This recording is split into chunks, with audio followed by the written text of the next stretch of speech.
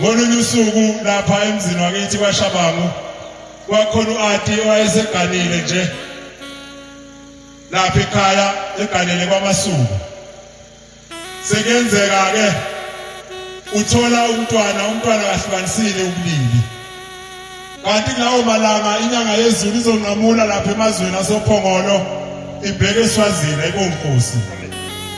Useyathathela nalolu swane lakhe ubheka lapha emgaqweni kolinda khona inyanga yezulu ukuze behalalise. Kodwa umntwana wayengahlukanisile ubulili ukuthi umfana noma intombazane.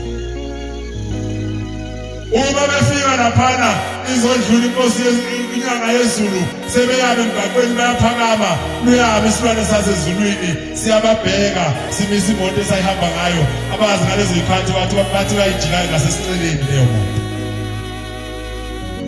Uma babheka uyasondela unkosikazi lona ongantu wami ubika usizo lumphethe lo mntwana ongahlukanisile ubulili ukuthi ungumfana noma uyintombazane. Ayangikaza alisaba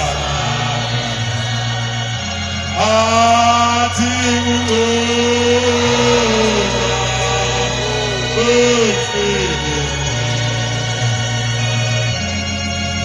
bathi bayethi uyalibika usizi bathi yaqalaza ngemuva inyanga yezulu yabuya noVaselina yawufaka umuno yasiyamlayela ukuthi lapho kufanele khona kube nobulili yofika uhlikihle ngaloVaselina mawula.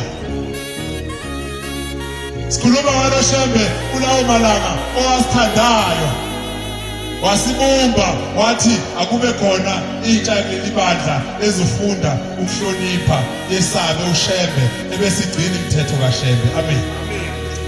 Wawuthatha uAti uVaselina enethemba loNkulunkulu ambonile emgaqweni.